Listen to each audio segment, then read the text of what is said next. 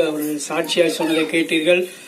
அவருடைய வாழ்க்கையில ஆண்டவரை அவர் கண்டுகொண்ட விதத்தையும், அவர் உள்ளத்துல அவர் பெற்ற சந்தோஷத்தையும், அவர் அனுபவித்த அந்த மகிழ்ச்சியும், இன்றைக்கு அனுபவித்துக் கொண்டிருக்கிற அந்த சமாதானத்தையும் உங்களுக்கு சாட்சியாக தேவனுடைய வார்த்தையோடு கூட அவர் பகிர்ந்து கொண்டார்கள். நீங்கள் எல்லாரும் கேட்டீர்கள்.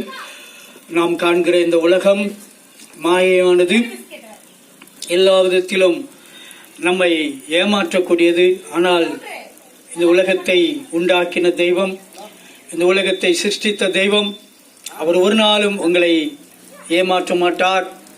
உங்களுக்கு மாயையை அவர் ஒரு நாளும் அனுமதிக்க மாட்டார்.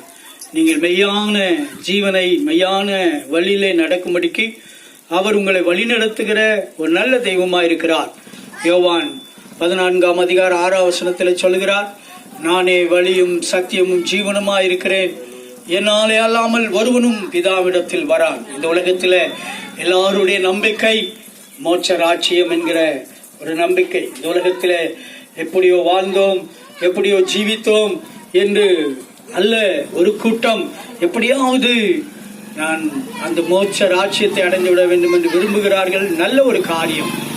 இந்த உலகத்தில் ஒரு மனிதன் பிறக்கவும், அவன் இறக்கவும், அவன் மீட்படையவும், அவன் நித்திய ஜீவனை பெற்றுக்கொள்ள வேண்டும் என்பதே தேவனுடைய நோக்கம், தேவனுடைய சித்தம், தேவனுடைய வாஞ்சை. அதற்காகவே அவர் சொல்லுகிறார், தேவன் தம்முடைய குமாரனை விசுவாசிக்கிறவன் எவனோ அவன் கெட்டு போகாமல் நித்திய ஜீவனை அடையும்படிக்கு இவ்வளவாய் உலகத்தில் அன்பு கூர்ந்தார்.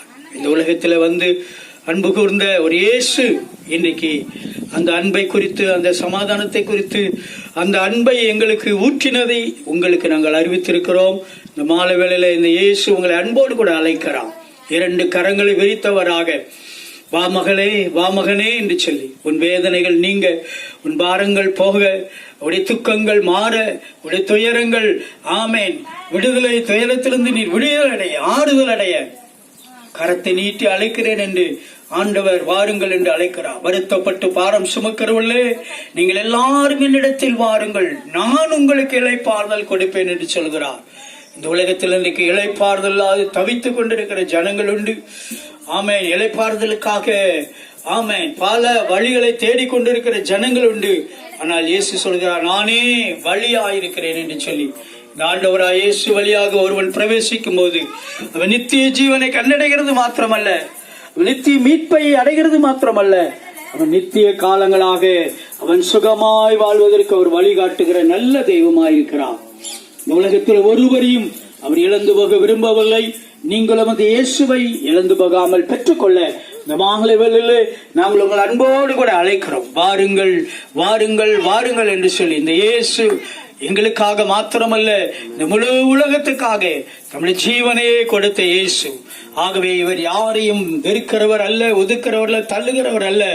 முழு தேசத்தையும், முழு உலகத்தையும் நேசிக்கிற ஒரு நல்ல தெய்வம் இந்த இயேசு மாத்திரமே. ஆகவே இந்த உலகத்துல ஒவ்வொரு தேசத்துக்கும், ஒவ்வொரு மாநிலத்திற்கும், ஒவ்வொரு கிராமத்துக்கும் பலவிதமான தெய்வங்கள் உண்டு. ஆனால் இந்த உலகத்திலே ஒருவராயிருக்கிற இயேசு ஒருவரே தேவன் என்று சொல்லி நாங்கள் உங்களுக்கு அறிவிக்கிறோம். இந்த ஒரே தெய்வம், ஒன்றே குலம், ஒருவரே தேவன் என்று சொன்னபடி இந்த ஒருவராய் இயேசுவை நீங்கள் தேடுங்கள். உங்கள் வாழ்க்கையில நித்திய மீட்பை அடைவீர்கள், நித்திய ரட்சிப்பை பெறுவீர்கள், நித்திய சமாதானத்தை பெறுவீர்கள், நித்திய வாழ்வு அடைவீர்கள். இன்றைய உங்கள் முன்பாய் நிற்கிற நாங்களும் ஒரு நாளிலே வழி தெரியாமல், பாதை தெரியாமல் என்ன செய்வதென்று எங்கள் எதிர்காலத்தை குறித்து பயத்தோடு கலக்கத்தோடு இருந்தோம். ஆனால் இன்றைக்கு எங்களுக்கு ஒரு பெரிய நம்பிக்கை உண்டு. எங்களை சுற்றி என்ன நேர்ந்தாலும், எங்களுக்கு முன்பாக என்ன நடந்தாலும், எங்களுக்கு பின்பாக என்ன வந்தாலும், எங்களுக்கு மேலாக என்ன நடந்தாலும் எல்லாவற்றையும் பார்த்துக் கொள்கிற ஒரு இயேசு கிறிஸ்து, அவர் ரட்சகராக, மீட்பராக, பரிகாரியாக, ஆமேன் ஆமேன் அவர் எங்களை நடத்துகிறவராய் இருக்கிறார். ஆகவே அந்த நம்பிக்கை எங்களை ஒரு நாளும் கைவிடுகிறதில்லை. வாழ்க்கையின் தேவைகளை சந்திக்கிறார். வாழ்க்கைக்கு தேவையான யாவற்றையும் சந்திக்கிற தேவனாய் இருக்கிறார். அவர் இன்னும் சந்திக்கிறவராகவே அவர் இருக்கிறார்.